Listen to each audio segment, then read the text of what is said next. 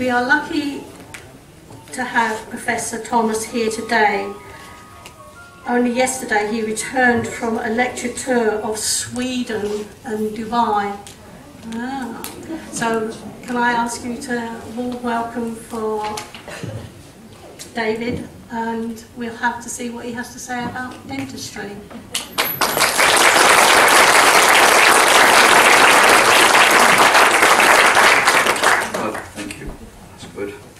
Okay, well, good morning everybody, and first of all, Pauline, wherever she is, thank you for inviting me today, and thank you as well for your kind donation. Every penny I get for doing these I give to Compton Hospice, which is my charity. So anyway, to get on, I don't know if any of you read the Times, but in Times 2 on Thursday there was an article on dentistry, and I've been doing this talk for, I don't know, 15 years now, and they've pinched off my stuff in that. And the main picture was this one, that they've given up there, and of course, I don't know if you can see it, it's an engraving by Thomas Rowlandson, and it illustrates a French dentist there who's just fitted some dentures, in the 1700s this is, and he's just fitted these dentures into his wife, and obviously a delighted husband looking on there, so I don't know what they'll be up to tonight. Anyway, you must be a real keen bunch to come on a Monday morning to an hour's talk on teeth and gums. It's real dedication. Well, today's talk's about your mouth and your teeth. And what I've tried to do, it's partly historic, because up until about 80 years ago, dentistry was just extraction of teeth and trying to make substitutory replacements. The last 80 years, of course, we've moved on enormously, so there's historical perspective, and I'll try and give you a bit of information on modern dentistry, cosmetic dentistry and implants and everything. So I do try and make it a bit amusing. I do tell a few jokes, so feel free to heckle if you don't like them. It's a good one to start with, because I must say over the weekend it's a speaker's nightmare. I've had this hacking cough, you know, all Saturday and Sunday, and I'm widowed. I've got a cleaning lady, Jenny, comes, and I said, Jen, I don't know, I'm going to go tomorrow at Shrewsbury with this cough, and she's Professor, she said, what you should do for that cough, she says, you want to take some Cenopods for it. And I said, Cenopods for a cough? That's a laxative, how's it going to help? She said, I'll tell you it will. She said, you take a double dose an hour before you go on. She says, you'll be too frightened to cough.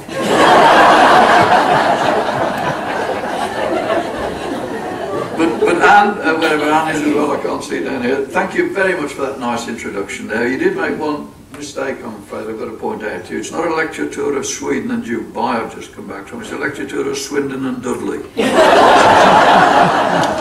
That's important, because I want to tell you a little bit about Dudley. This is where I started my career there.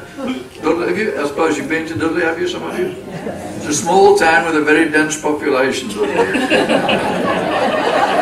I went back there the other day, and they didn't hold a single nativity play in Dudley last Christmas. Do you know that? They couldn't find 3 wise men or a virgin anywhere. But anyway, anybody here from Dudley? Nobody here from Dudley, too ashamed, yeah? Oh, you are, that's 2 of us, that's enough to start a fight, isn't it? Anyway, a little bit about my history before we go into it.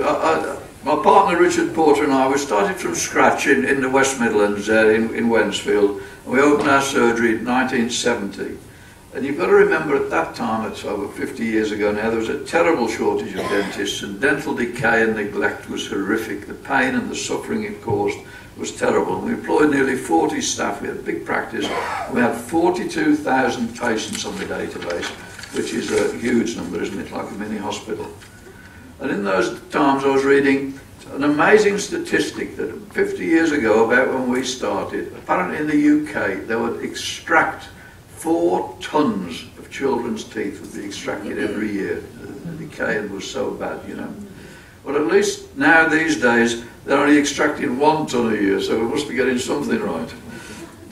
But we never had a single quiet day, and we were so busy until I retired back in 1919, and what had happened was my great friend Richard Porter, Paul had a bowel cancer and died, and my wife died out of the blue 6 months later, so terrible black time for me. So I sold everything. I finished with clinical general dentistry and got a couple of nice academic posts, which was a big midlife career change, you know.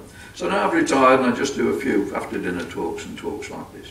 So I do hope this talk today will go a little way towards allaying your fears, and it'll explain a little bit to you about what dentists can do for you and can't do. Before we go on, all you know, there are two Professor Dave Thomases in dentistry. There's me from the Midlands, and there's my good friend, great bloke, Professor Dave Thomas from Cardiff. Now, if you think this is a load of rubbish, could you tell everybody who's Professor Thomas from Cardiff who gave the talk? But dentists are really nice people, so I hope you're ready for this talk on teeth and gums there. Now, you ladies, have you ever thought what dentists do in bed at night? I don't know if any of you ladies have ever slept with a dentist, but this is some of the tricks they get up to. That's what you have to put up with, you see. But then, the next one, I saw this picture when I was a student at Birmingham University, and it was in the Times as well, 2 or 3 years ago now, it reminded me, and it's an advert to encourage moms to go into hospital to have their babies instead of having babies at home, and the heading was, "The first 3 minutes of life are the most dangerous." Well, can you imagine putting that up in the Students' Union, how long that lasted for? I went back 10 minutes later and somebody had written this on it.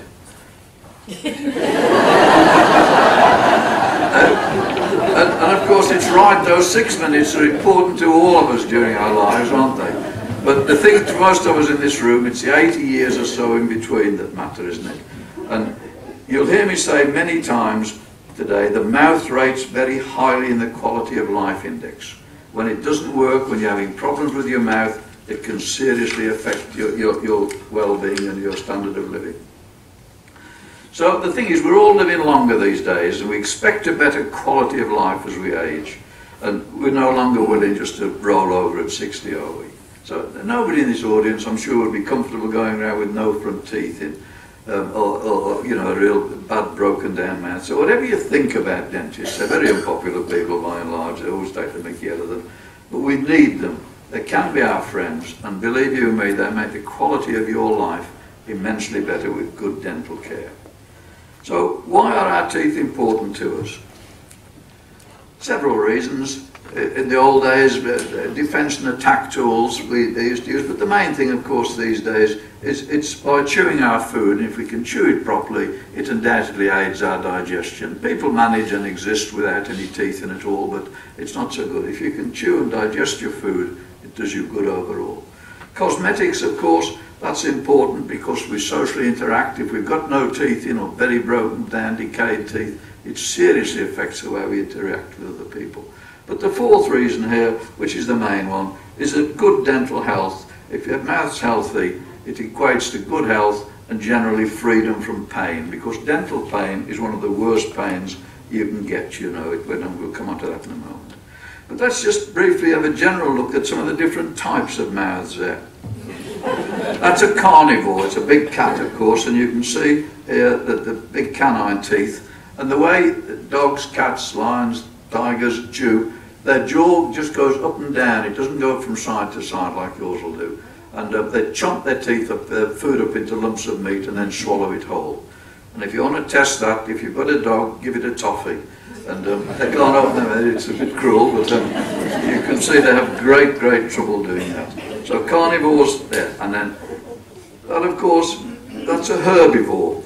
And you can see they've got very long canines here for tearing the grass of the food, and molars at the back, and their jaw moves, the lower jaw moves from side to side to grind it all up there. But they can only eat the plants and food. And of course, there we've got the primates, they're omnivores it's called, and we of course are omnivores. We can chew meat, we can grind, we can eat all sorts of things. This makes us very successful as a species, because it means if food sources dry up, we can switch to another source and we can still exist and survive. If you think, I think koala bears are the ones who are totally dependent upon eucalyptus leaves, isn't it? They'll die off when the eucalyptus, when the food isn't available for them. They can't switch their diets. So let's just go on. Why are people frightened of the dentist? It's an obvious question, isn't it? Because fear of the dentist is no respecter of age or wealth or intelligence. Some people just have very sensitive teeth. We have what we call a pain threshold. When anybody in this room, if you start to feel pain, you can cope with it for a little bit. But then as the pain gets more intense, you have what's called a reaction threshold, where you've got to stop. You can't cope with it anymore. You've got to pull away. And it's amazing, people in this room, the variety in pain perception, pain thresholds vary hugely. So as a dentist, when you're treating huge numbers of different people, you have to take that into account all the time, what people can adjust with. But you're another story. I've got another joke. I just got down here a bit about this the other day about the primary school teachers and back in and what they do with the kids. They've got little kids. They're about 10, about this big, and they take them to away days. They have these days. Take the kids out for the day. They took them to Wolverhampton races to see the horses, magnificent horses. The kids thought it was wonderful. And of course they've been there about an hour, and they all wanted to go to the loo. And the teachers didn't know what. So the one lady teacher said to her, she said, "Look, I'll take the little girls into the ladies," she said, "and you wait till it's quiet." She said, "and you take them into the gents." So she did that and went in, and of course the urinals were a bit this off the floor, the kids couldn't reach. So she had to pick the little kids up and hold them so they could pee into the bowl. And she'd done 2 or 3 of these, it all went very well. She picked the next one up and looked at it. Well, he was very well endowed. She says, "Goodness me," she says, "you're a big boy. Are you in Form 4? He says, "No, miss, I'm riding Silver Bullet in the 230.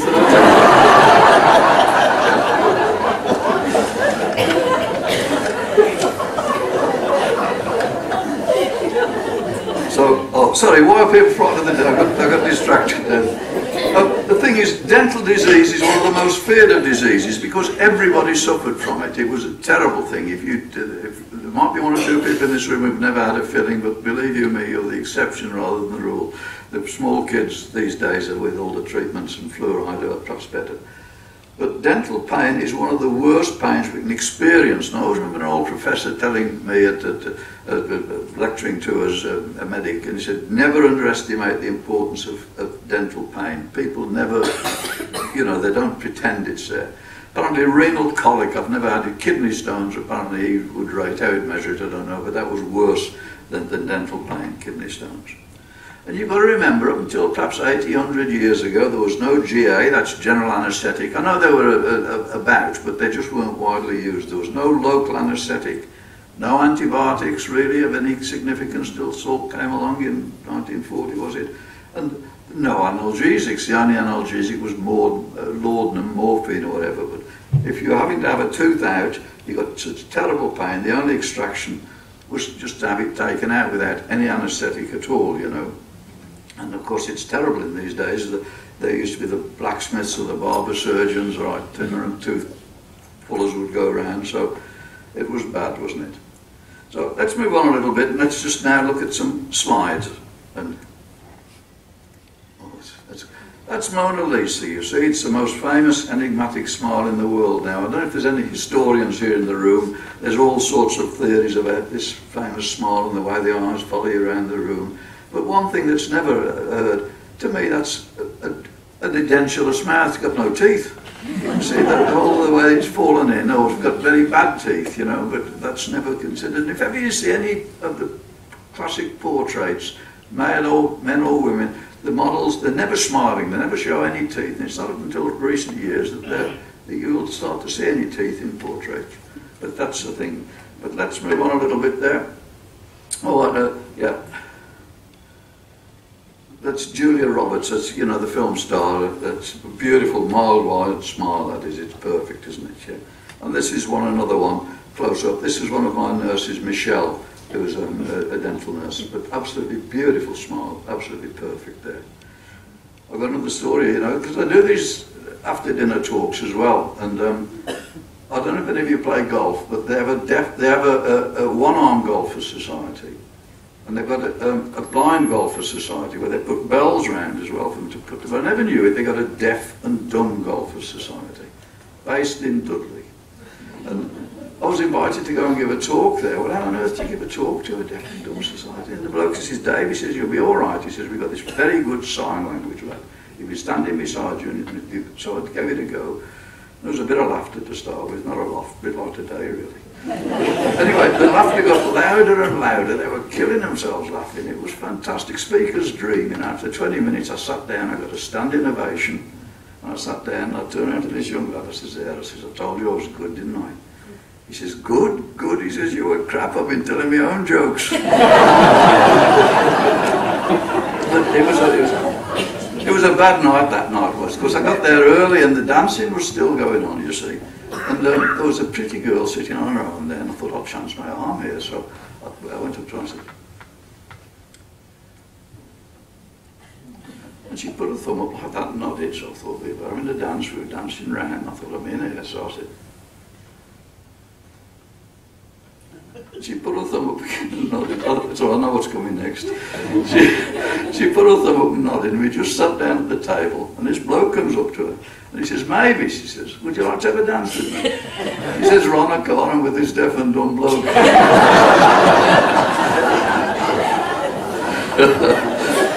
Anyway, look, this is the picture I put up there. This is the Playboy bunnies with Hugh Hefner, who of course has died. And I give talks at Rotary Club, and I often say to the lads, when you look at these young ladies, what stands out to you? And you can imagine some of the answers I get. But the thing is, they're very beautiful girls, and to be serious, they've been chosen for their good looks there. But let's look at them a bit closer. And the real focus of the attention, I think it's... Sorry, this is... That's it, it's the mouth, isn't it? You can see. Beautiful smiles. These girls are very pretty girls, and to me, that's what everything focuses in on there. And you know, when people say to you, I like to look people in the eye when I talk to them, it's factually incorrect, because the clinical psychologists tell us very differently. Apparently, when you look at somebody for the first time you meet somebody, without realising it, your focus of vision will focus just from the base of the nose to just below the mouth. You concentrate on the mouth. The attractiveness starts with the mouth. Then you look at the eyes, then the hair, and then the nose. And the thing is, we all know that beauty's in the eye of the beholder, but it's a fascinating question, isn't it? Just what is it that makes a face look attractive to us? Because, you know, having a nice smile, it's good for our own self-esteem, isn't it? And the thing is, whatever your cultural, your religious, or your ethnic backgrounds, people the world over seem to agree on what's a beautiful face. Same good looks are recognised everywhere. The social anthropologists, they tell us that good-looking people, I don't know if this is true or not, tend to develop better people skills, tend to be more successful. And whether that's true or not, I don't know. But there we go. But it's an interesting question, is why does society elevate attractive people? Because it's not their brains, it's their looks, you know, and it's what you need for organisers or leaders, is ability. And it's Robbie Burns' poem, To a Louse. You've probably heard this, and I think it's brilliant. Oh, would some power the gift to give us, to see ourselves as others see us. It would from many a blunder free us, and foolish notion. What airs in dress and gait would leave us, if only we can see ourselves as others see us. And of course the marketing boys have got onto this now big time, and no wonder the demand for cosmetic dentistry is going through the roof, isn't it? So let's just move on a little bit. The thing is, how do dentists go about treating people? Because without proper equipment and anaesthetics, it's impossible to treat some. I know people come up to me and say, my dentist's wonderful, he never gives me an injection, I never feel anything. Well, I can tell you, if that's going on, 9 times out of 10, or even probably 99 times out of 100, anybody can make a little hole in the tooth, just cut through the enamel. It's like cutting your hair or your nails, it's non-vital. And leave the decay in and put a filling in, you know, and patient sickness is wonderful, but the decay is left underneath, it recurs. To do a good effective filling, you need to clean all the diseased tissue out, and that's painful in most people. Although I must say I did have 2 patients out of all the thousands who would sit and apparently quite happily just not feel the pain and not able to do good fillings on them. But people do get frightened, don't they? And I remember, you know, it's funny how you got some anecdotal stories. A little old lady came in with terrible pain. She'd got an abscess under her front tooth. Had been up for 2 or 3 days in terrible pain, and she was so frightened she wouldn't sit in the dental chair. And I said, I tried to be nice, I said, look, you've got to let me have a look at it, because if you don't let me do something, you're going to be back tomorrow, you'll have an even worse night tonight. It'll be easy to treat, let me sort it for you. And good as gold she did, and it was an abscess under her front tooth. And very painlessly, because the tooth was dead, I was able to make a little hole in the back, decompress it, all the pus came out, drain the abscess, and the relief was immediate. You know, you could feel the pain, it just stops within a few seconds. It's still there, but it's nothing like it's bad. And I said, now you use your brains, don't let it get like that again, book an appointment to come and see me for a checkup, and we'll try and sort it out, stop that happening again. And so she went out through the door, and she went through the door, and she turned back, come back through the door, and she stuck her head around the door. She said, do you have no doctor? She said, out of all the people I hate, she said, I think I'm the nicest. Backhanded comment that was, wasn't it? Now we got all these old postcards again, just run through some of the historical aspects. Wait a minute, I've missed one. Have I? No. Oh yeah. Sorry, there should be another one in there. Anyway, that's the old dental chair that we used to work with, we were trained on. Do you remember, many of you have seen that with the x-ray, no lead aprons, no nothing, you know, the old belt-driven thing, and that's the thing that dentists used to control the speed with, and you'd be sitting upright, so vision was very poor. So then if we move on to a more modern surgery, and then this, you've got to understand, I've been finished in clinical dentistry, so a lot of you will realise this is quite a bit out of date. But the main thing is it's computerised, everything. The dentist is sitting down, patients lie down. If you've got the patients lying down with the head between your knees, you can get direct vision, you can see. It's much, much easier and better to do it. But the thing is, for most people, the history of dentistry has been involved with the removal of pain, really, and it's moved on a little bit. And, you know, a good example, again, I was reading, apparently after the Battle of Waterloo, every corpse was stripped of its teeth within 24 hours of the battle ending. And they'd use these teeth from poor people, or even extract teeth from poor people, to try and implant them, transplant them into the mouth. And of course they'd do it for failure, they never worked, do they? And this exhibition I mentioned, if you're interested, it's a Welcome collection in London. So, oh, the postcards, that's it. I thought that was coming up, yeah. We used to say that ladies would come in, and they'd be that frightened. They'd say, I'd rather have a babby, they'd say. And they used to say, well, make your mind up, I've got to adjust the chair. And it would create a laugh and ease the tension. But of course, these days, you say anything like that, you're political or sexual harassment, you get done for it. But this is just how they used to try and manage.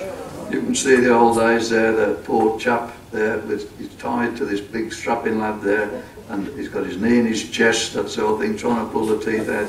Chairs kicked over, top hat on the floor. It must have been horrific having treatment in those days, wasn't it? But the pain from dental pain wasn't as great as what they'd go through, so, and hopefully they'd be free of it. And there's another good example of it, you know.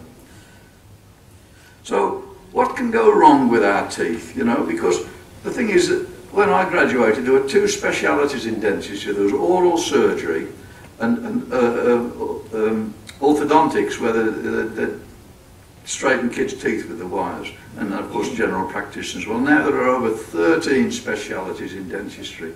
Knowledge is getting more and more and more refined, and there's a good quote. Consultants, they know everything about sod all. The poor GPs, they know sod all about everything, because you have to know a little bit about everything to act as a gateway, and it's true. So, what can go wrong? Look, first of all, we can get dental decay, we can get gum disease. These are things we'll all suffer from. You all have wear of your teeth. Your teeth will go discoloured and unsightly for various reasons as you get older. You might need oral surgery. Dentists don't just do teeth, they do all the soft tissues, tongue, lips, cheeks and whatever. And oral malignancy is a major problem, and dentists are very well placed to pick that up early. There's 3,000 or 4,000 cases, I think it is, of oral cancers every year, so it's important they're picked up quickly. And of course the GP, the dentist, will pick those up and refer you off to the consultant. But what happens when things start to go wrong, you know? It's a poor lady who could go around like that. She's a nice little old lady, she's lost her teeth, and one of the dentists I've got, they're apparently taking in Greece somewhere, I'm not sure. But then there's a little old boy like that, he's just got one, and in the end, who wants to go around looking like that?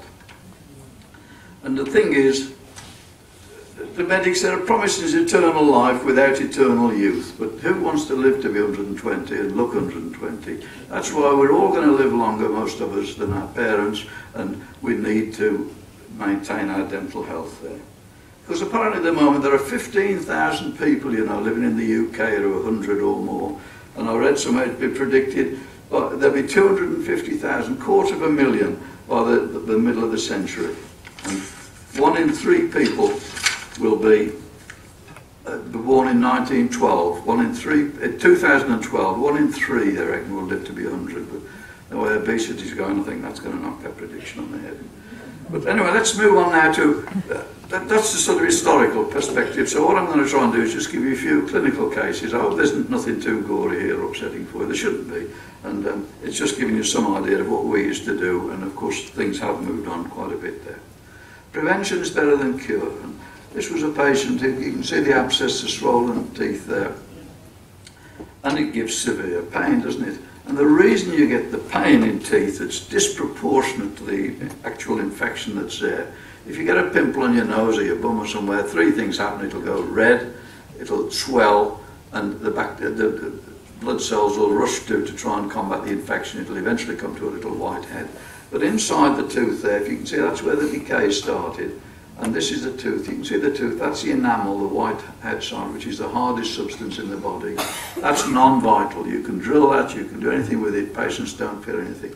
But once you get through the enamel, this is called the dentine, which is like bone. It's still hard, but that's very highly innervated. It's got a very dense population of nerves in there. And of course, when the infection comes through like this, it'll give what's called a pulpitis. That's called the pulp. It'll become infected. Now the reason it gives so much pain is because it swells, and it can't swell because it's locked in this bony cage, and the pressure builds up, and because there's so many millions of nerves in there, the pressure on the nerve endings gets great, and the pain is horrific at times. But you can get pulps dying off. People will feel no pain. Sometimes it's a minor pain, other times it's a head blowing job, you know. And then what happens then is, as the infection travels down the root, it comes down the end and out through the end, and you can get an abscess forming under the tooth. You can see the bone there, and that's in the bone. That's a very, and again, this can happen painlessly, don't have any trouble. Other times it can give the most terrible pain. But it's a problem for dentists to determine which gives the cause, because a pulpitis, patients have this terrible pain, but they don't know whether it's the top jaw or the bottom jaw or where it is, you know. It never goes from one side to the other, but it does go up and down. And if you've got patients with heavily filled teeth, and it's one of these fillings is leaking somewhere to cause this pain, you just, sometimes you have to take 2 or 3 fillings out to find the right one. You can take x-rays and you can try various tests, but patients can't locate it. Whereas with an abscess, patients can locate that first time, they can put their finger right on it, and that's why the dentist will just tap your teeth gently, and if you tap the tooth with the abscess, you feel it. Very much easier to do. But the treatment basically is the same. If you want to save the tooth, you either extract the tooth, which gets rid of the infection and it heals over, or if you're keen to keep the tooth because you don't grow anymore, you need to root fill this. How are we doing for time here? We're okay, are we? Okay, but this pain, historically, how is it dealt with, you know? And here's a picture of an old tooth. Now, you can see this is about 1200 years BC, but you can see the wear on the teeth, and you can see the decay on this tooth there, the side of it. So these must have had refined carbohydrate. They must have been reasonably well to do to get the sugar to cause that. Now, this hole here, that's natural. We've all got one of those. But what they've done, fantastic clinical skills really, if you think what they knew. Somebody's tried to drill a hole into the bone there to get to the end of the tooth to drain the abscess off. They couldn't go down through the tooth like we would do these days. But you can see that one's off at an angle. He's going to miss the root terribly. But that one there might have got the trick. But I mean, imagine having that done with no anaesthetic, no nothing. And that's how they used to have to do it, with the little drills like that. And of course, the theories abounded as to what caused the pain, and this is another thing. The old tooth worm there, you can see devouring people, and that's them in hell there with the horrific pain that used to cause. So, what I'm going to do now is move on to 1 or 2 clinical cases, just that I've done there, to see when I did my fellowship. This was a chap, Chris Day. He's happy for me to use these, you know. I must have done this 30 years ago, 20 years ago when I did my fellowship. We had to do 6 of these full mouth rehabilitation, take really broken down mouths and restore them. And this is what I did with him. And you can see he'd been to the dentist a lot. This is the worst slide I showed really. But he'd had extensive treatment, but you can see the decay. It looked absolutely awful. When he smiled, he got a smile full of rubbish really. And when we looked at the x-rays, I don't know if you can see the shape of the teeth. The white bits are the fillings and the lighter bits are the tooth, and you can see where decays occurred.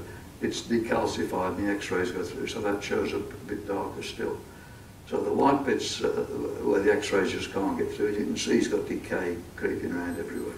So this chap, fair play to him, he came every day, every Friday afternoon for a year, and we sorted him all out there, and that was a finished job. I'm sorry the quality of the photography is not so good there, but it's a good example of what cosmetic dentistry in my day could do. Things have moved on because dentists can now scan the mouth, can't they, and it creates superb accurate models without having to take all the impressions and things of patients' mouths. And then they use computerised tomography, which I didn't use it, but they can mill and 3D print the crowns with replacement to a fantastic accuracy. So that's good, isn't it?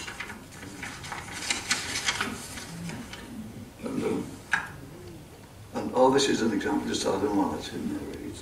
It's fissure sealants. Somebody's had a small amalgam. Now, where decay starts is often in the cracks in the teeth, you know. And with the kids, what we're able to do is just put a bit of acid etch on and put this material on and cure it, and it sets hard, so it keeps the surface smooth, so when they brush them it keeps them clean rather than having cracks there. I've got another Dudley joke, another Dudley joke. They have the annual Dudley poetry competition, you know, and it's very big, it's important, and they had it early in May this year, and I went to it, and there was a tie for first place. They tied a professor of English from Birmingham, tied, and Enoch was the other one. Have you heard of Enoch and Alon? Yeah. Anyway, and what they have, when they have a draw, it's like golf, they have a sudden death playoff. And what they had to do, they had to go into different rooms, have 4 minutes, and come up with a 4-line verse to give to the judges for the final. But the sting in the tail was, it had to finish in the word Timbuktu. So the professor went first, and he stood up and he says, "As we walked o'er this barren land, we traversed miles of red-hot sand. And then, this distant town came into view. This town, its name was Timbuktu." Oh, nice clever clapped. And then Enoch went next. Enoch's a rough character from Dudley Works. You know, but he goes up, he knew he got him. Now he stood up, he says, "Tim and I a camping went." He said, "We spied 3 maidens in a tent." He says, "Now they was 3 and we was 2. So I booked 1 and Tim booked 2. Anyway, one Enoch did. I've got to get on with some work at night. So that's decay. Now the other thing there, the second thing I mentioned was periodontal gum disease. Everybody in this room will be suffering from some gum disease of some sort. It's one of these autoimmune diseases. You know, why does the body attack the bone around our teeth? And I'll show you some pictures where the teeth themselves are absolutely fine, but they'll drop out because the bone's gone round them. And it's a strange disease because it's episodic. It affects people more than others. It'll start one side, then stop, then somewhere else. It doesn't just affect the whole mouth. And generally it's a disease of older people, and there's no doubt that poor oral hygiene makes this worse. I go to have a scale and polish every 3 months. I still have my own teeth just to keep the clean off. Now, keeping them scrupulously clean doesn't stop the disease, but it slows it down hugely there. So it's the holy grail of dental surgery at the moment, trying to reverse this. And there's a good example. Look, you can see the teeth look absolutely fine, but those teeth were as loose, you could plop them around, you could almost pull them out with your fingers there. And what the dentists try and do, can you see that? That's the tooth, this is the gum, and this is the plaque. If you don't brush your teeth and get the plaque off, it calcifies, goes hard, sticks on the teeth, calculus. And you can see the millions of bacteria in there. And the bacteria then work their way down between the gum and the tooth down, and eventually the bone starts shrinking away until you end up with something like this. Now, why has that happened? They've got this lower canine tooth. You can see the cavitation. It's gone. This tooth's loose, yet there's no bone recession at all up there. This tooth is ready to come out, isn't it? So it's the thing dentists are working on, and they can do various treatments to do that. And here's a good example, going back to historical again. This was obviously an important lady, but if I can just point out, you can see the teeth, the bits of root she's got, and the scale, those flakes, can you see them on the side? She must have had the most terrible bad breath, this woman. When you get mouth like this, halitosis, you know, but everybody be the same in those days. Periodontal disease can give people very bad breath, you know, which is another embarrassment. Tooth wear's a thing. There was another example I gave. This was a chap who managed very well. He got 6 lower teeth. He could chew on his front teeth like that. He can see all his back lower teeth had gone, and he managed. And you can see the wear, these teeth at the top are almost worn down to gum level, and you can see the wear on this tooth, it's as if it's been milled. But he came in with an abscess under that front tooth. You can see the decay at the back of the tooth, can you? And now, it was a nightmare trying to sort that out because his lower teeth are biting onto his palate and there isn't room to put a denture in there. And again, more examples of old days with the very abrasive diets. You can see how these teeth are so worn. There's an abscess under the tooth there, you can see. And it was a real problem. So let's just do a little bit about cosmetic dentistry. Move on. I've just got a few examples going back through history. George Washington, who was, I think, was he the first president of the USA, or the father of the USA, they call him. And he had terrible problems with his teeth, had all his teeth taken out, and he used to have to go, and he was being painted like this, his portrait. He'd have to pad it out with absorbent cotton wool and stuff to make him look, otherwise he'd have an awful look. And there's George's dentures. They're held in the Smithsonian Institute in Washington, and you can see the upper jaw.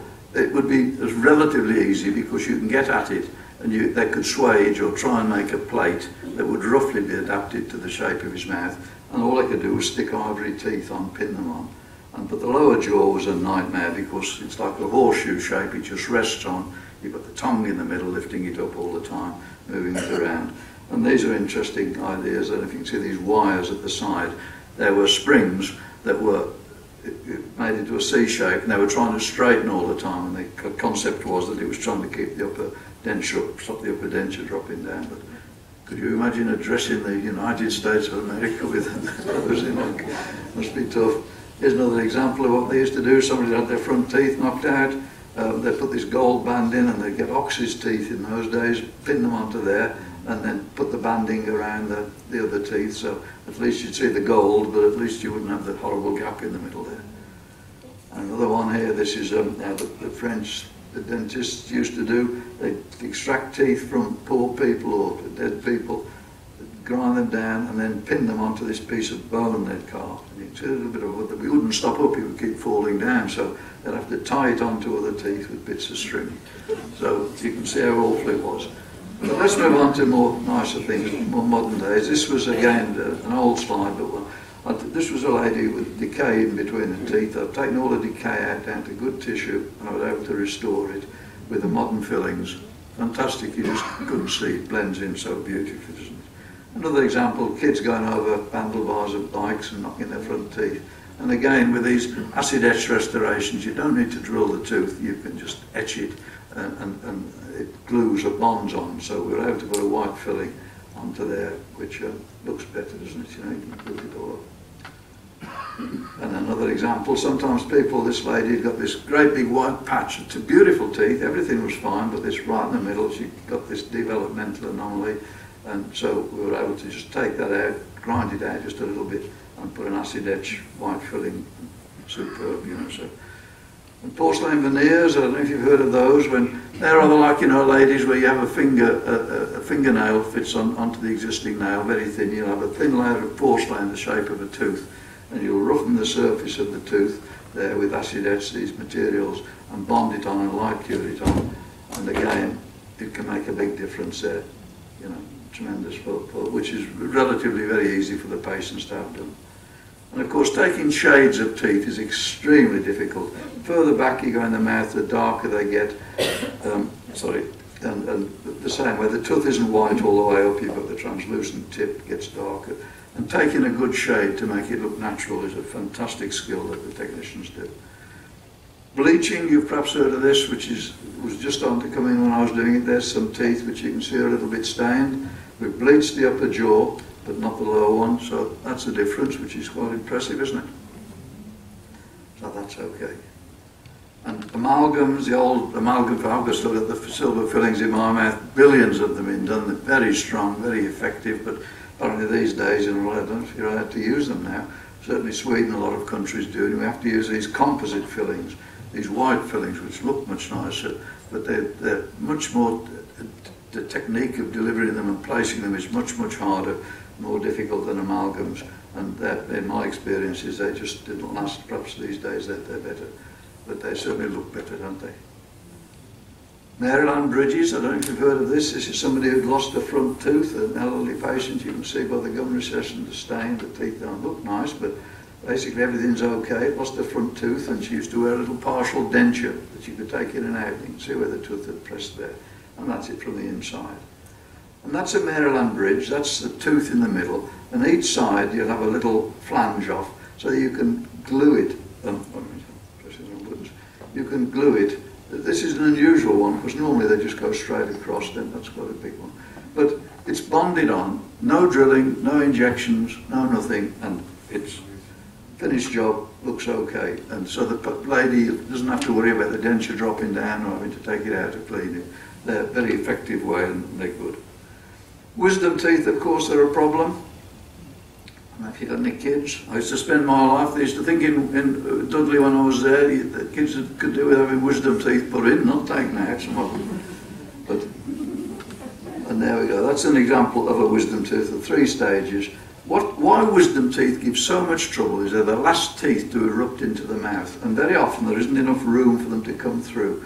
So they only come part way through, and that's called an operculum, the flap over the skin. Now if somebody gently inserted a probe up there, and you can see it goes right under. And now when you take the probe out and lay it on top, you can see it's, I don't know, half an inch, a millimetre or more of hole underneath that. And what happens is food will go into there, it'll go rotten, the gum will become infected and swell, and of course then you bite on it with the upper jaw, the upper tooth bite. So very often it sounds crazy, but by taking the upper wisdom tooth out, it stops the pressure on the lower one, and that helps the pain. But generally, once they start giving trouble, but they're not like ordinary teeth, you see, they can be impacted. Now you can see that the problem is that this, you wouldn't be able to see this in the mouth, the gum would come right up to it, but the food will get down there and wedge, and this tooth is at risk of coming out. Well, taking that tooth out isn't a straightforward extraction, as you can see. We used to do a lot of these when I was in hospital. You'd have to raise a flap, move the skin back, get down to the bone, remove the bone, and then section, cut the tooth in half, and take it out in bits, you know. So wisdom teeth often were a problem. It's amazing how people reacted, you know. I always remember as a young man starting out my first house surgeon's job.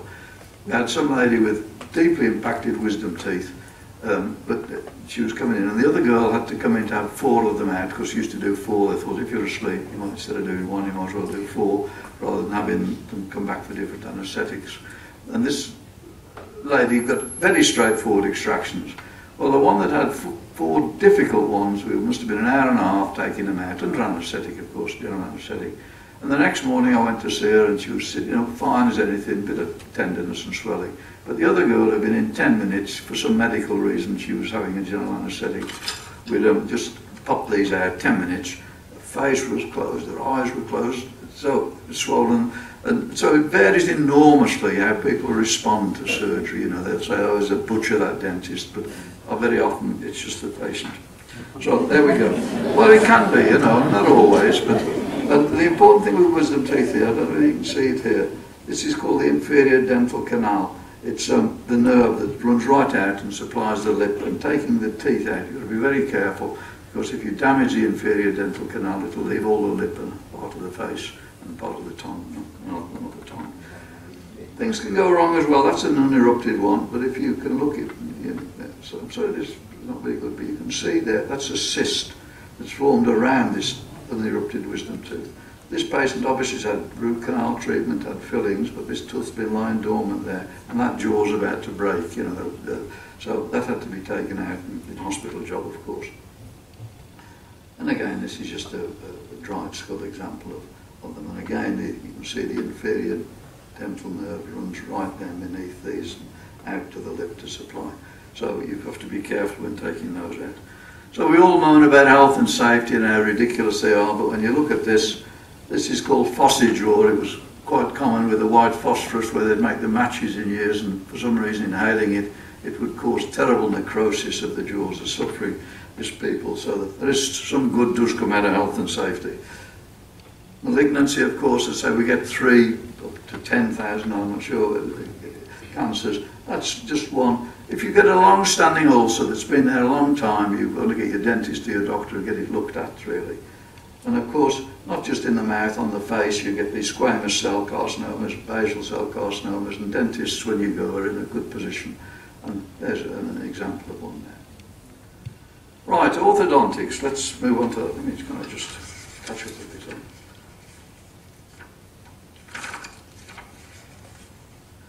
Oh yeah, there's a kid's teeth there. Orthodontics. That's the straightening of children's teeth. I mean, what's going to happen to these kids there?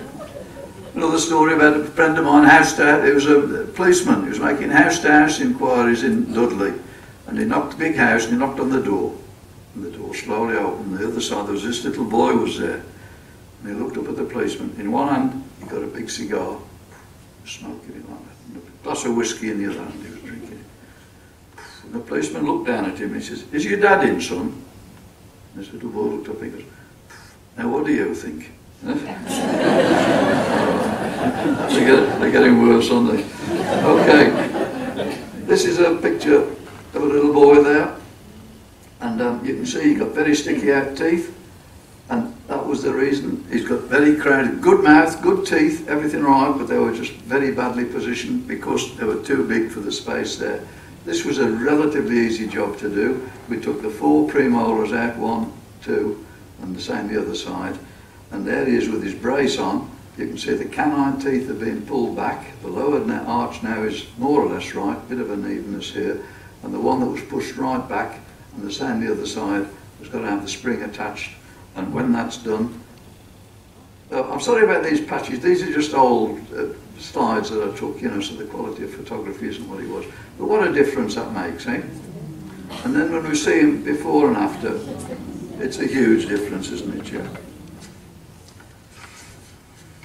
So, yeah. And another example, this young lady there, she got very sticky out teeth, you know, and if you look closely you can see, remember Ken Dodd? Remember Ken Dodd's teeth?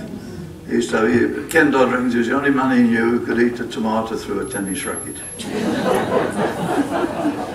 He had some trouble, didn't he, with the Inland Revenue? He's died, hasn't he, Ken Dodd, recently? But he had some trouble with the Inland Revenue. Apparently they had a tip-off. And the police came and said, "Mr. Dodd, we've heard you've got £100,000 in cash stored that you haven't paid tax on."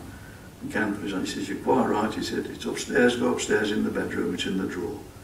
So they go up, 20 minutes later they come down and say, "We've got it, Mr. Dodd," he says, "but we've counted, it's £120,000 we've counted here." He says, "Oh, you must have looked in the wrong drawer." But this was a tough one, because if you've just got crowded teeth like that boy had got, that's relatively easy. But when you get dysfunction between the skeletal bases, the mandible and the maxilla, it's called, this is the upper jaw, if they're slightly out of proportion, where the mandible, as you can see, is further forward, or the maxilla is further forwards, or the mandible is back, these are problems. And this takes a specialised orthodontic treatment.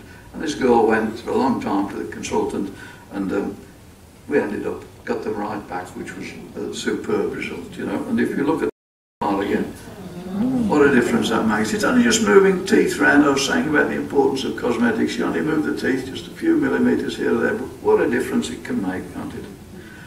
Dentists we used to have in Wansfield, always trauma, fights, people coming over bikes, and this was a thing, some lady playing hockey had a smack in the mouth, lost her front teeth, so I won't stick on that.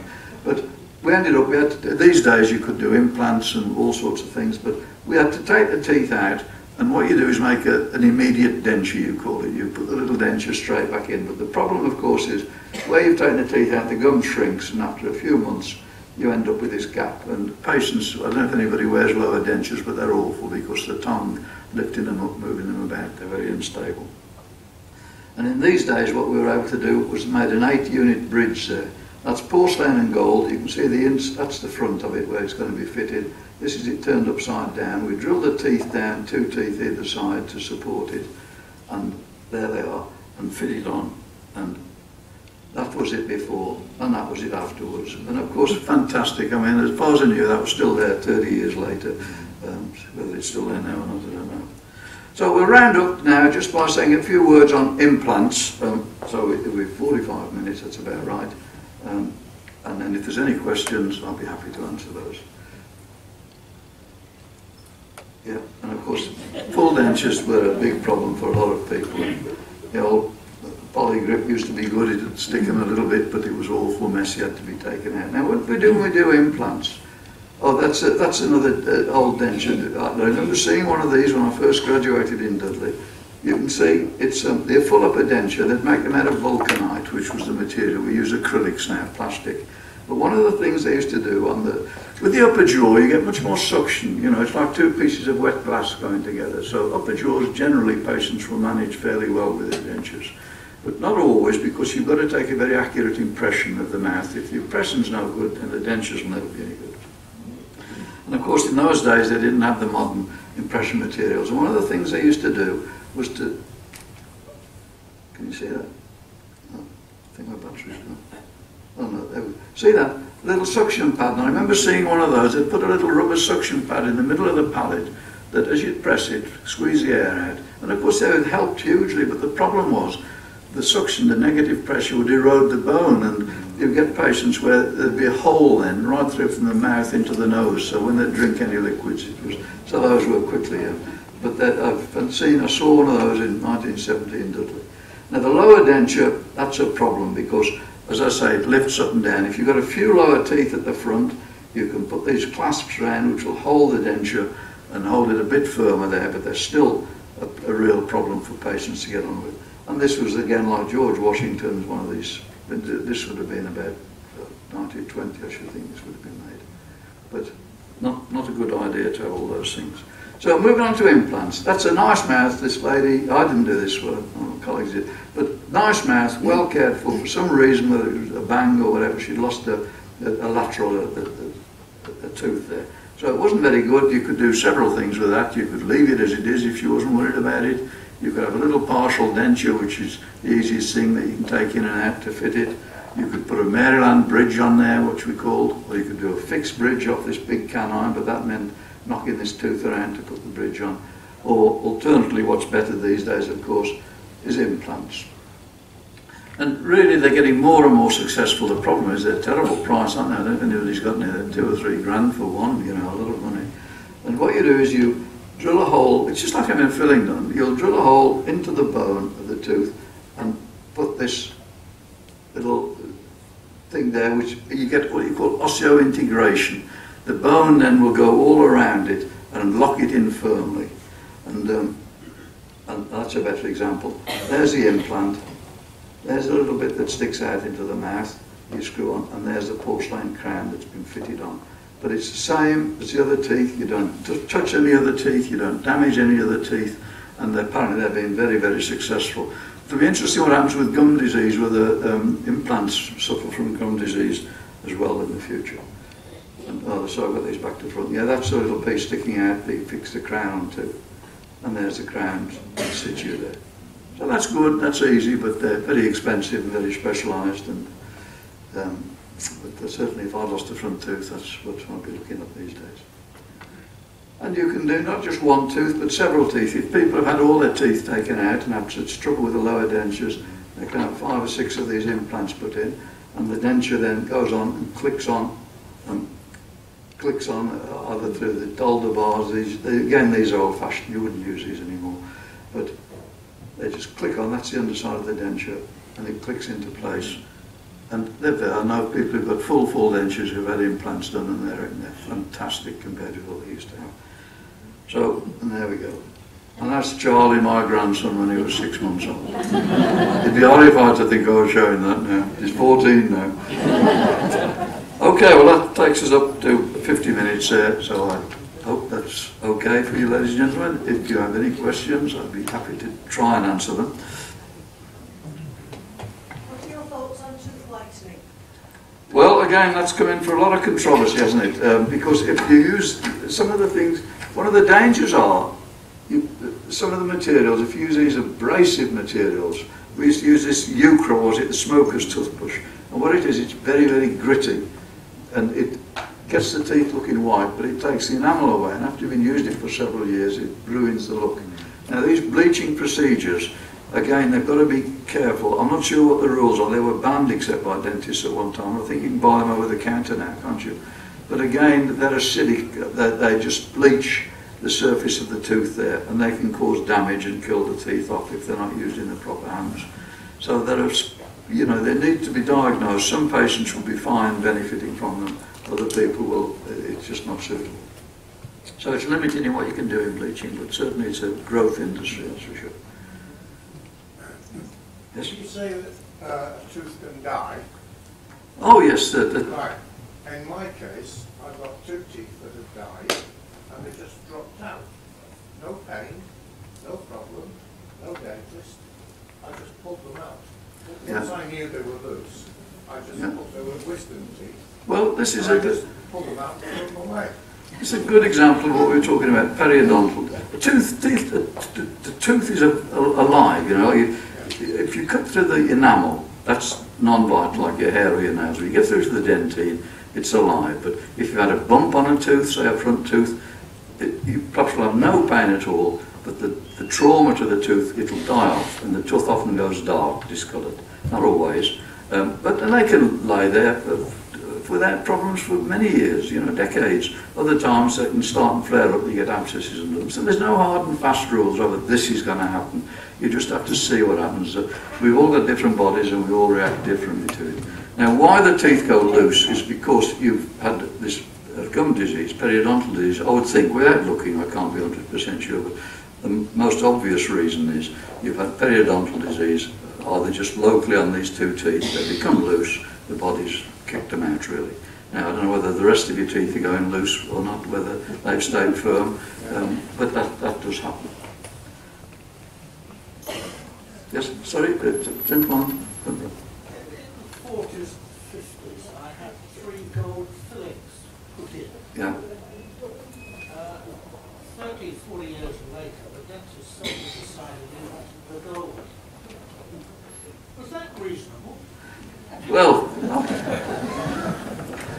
It's not what it pays. I think this is a loaded question, isn't it? Certainly in the old days, going back that time, gold fillings was expensive, but it was a very good material. They'd pack it all in. This was on the NHS. Yes, okay, well, I used to do gold crowns, gold fillings on the NHS, but gold fillings rather than crowns were eventually substituted really with the amalgam. And for heavily filled teeth, we put crowns on them because once a tooth has been filled heavily, it's more likely to break away again. So if you cover the whole lot, like a thimble fits over a finger, you know, with a crown. And these days, of course, they make them out of porcelain and bonded porcelain to gold. Sorry. So why the dentist, did he take the teeth out or just the tooth out? Just the filling. Fillings. Well, I can't imagine why he took it out. Presumably it must have been looking decayed around it. There must have been some reason. But he wouldn't just, I can't imagine anybody take a filling out of a sound tooth for no reason. He did all sorts of funny things on Okay, well. retrospect. Yeah, well, I can't comment on that really. So the lady behind, yes? Is it more beneficial to buy an expensive toothpaste than a cheap one? Oh, crumbs. The important thing is that you brush your teeth twice a day. I use the interdental sticks to get between every day. I use the floss because when you brush your teeth, you can brush the bits you can see, but in between where you can't see, food and bacteria squeeze in there. And if you can keep your teeth spotlessly clean, decay, the bacteria need the refined sugars to eat that produces the acidic materials that decalcify the tooth. So if there's nothing there, there's nothing for them to eat, so your teeth don't go bad. And then the other reason is I've explained to you about periodontal disease. If you keep your teeth scrupulously clean, I brush my teeth twice a day, every day, properly. I use the dental sticks. I keep them in the car, which I've got pulled over for speeding, I don't know, but I'm sort of having a go there. And I really try and work, and I do go to the dentist every 3 months for a scale and polish. I'm 74, coming up 75 now. I've still got my own teeth, because I know when I was in my early 60s, I was aware of them starting to go a little bit loose and periodontal. So I really tightened up on my oral hygiene. Go back to the question. I mean, most of them have got a fluoride in now, and they're supposed to have all these additives, but the important key thing is to brush your teeth, rinse them properly, get rid of all the debris, and if you can, I start using these mouthwashes as well now, a bit. So, yes, so. Yes, David, may I ask, what about electric toothbrushes? Well, I think electric toothbrushes are good because they do the job quicker, really. But then again, they're only an aid. If you hand brush, you'll do the job as well, but it takes you far. I certainly use electric toothbrushes, yeah. Now, which ones you use? I've got the one that goes up and down, you know, and the one is at the Oral-B, goes round, doesn't it? But the important thing is to make sure you brush the surface of all of the teeth if you can. And the important ones are down underneath the tongue, you know, where the toothbrush doesn't get. And an area where people often miss is the lower, if you're right-handed, the lower right, because you brush like this and you turn around and you miss sort of about an inch there. Patients would often be, you know, it's in inflammation there. Yes? I was recommended quite a few years ago water clicks for America. Yeah. For my dentist, if I had gum disease. Water? Water clicks. It's a machine. Yeah, yes, they just give a jet, an impulse of water, you know. Or you, It tightens the gums. It's quite good. yeah, well, again, all you're doing is this gives a jet of water, you know. And what it does, if you can point it down in between the teeth into the cavities there, and it flushes out all the rubbish that's in there. So they are good. All of these things are effective. But by the time you've water picked, flossed, brushed, used the right toothpaste, you'd be there all day, wouldn't you? So you've got to be realistic over it. But I mean, brushing your teeth, I think is the main thing. These water picks, good. If you find them helps you, that's fine. But they're quite expensive to buy, I think, aren't they? I used to try one, I had one, because we used to get samples, but I found them messy. There was water everywhere all over the floor, and it never seemed to go where I wanted it to, the water. Okay.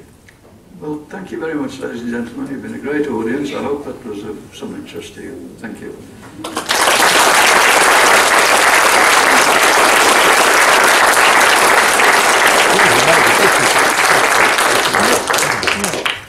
Thank you, David. That was very interesting. I shall now look at my own dentist with a different view.